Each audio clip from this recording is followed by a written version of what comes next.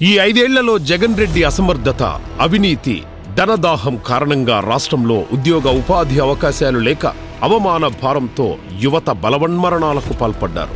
సుమారు 1800 మంది యువత ప్రాణాలు బలి తీసుకున్న నరరూప రాక్షసుడు జగన్ రెడ్డి. ప్రతి ఏటా జనవరి 1నే ఇస్తామన్న జాబ్ క్యాలెండర్ లేదు.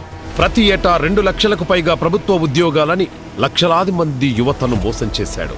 పీరియాడిక్ లేబర్ ఫోర్స్ సర్వే ప్రకారం నిరుద్యోగ రేటులో దేశంలోనే మన రాష్ట్రాన్ని అగ్రస్థానంలో నిలబెట్టాడు జగన్. ఏపీలో నిరుద్యోగ రేటు 24% ఉంటే తెలంగాణలో 16.6%, తమిళనాడులో 16.3%, కేరళలో 19.8%, బీహార్లో 16.6% ఉంది.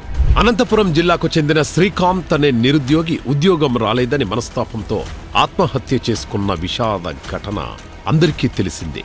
నిరుద్యోగుల ఆత్మహత్యలకు కారణమైన జగన్ను ఇంటికి పంపిద్దాం, బాబును మళ్లీ రప్పిద్దాం.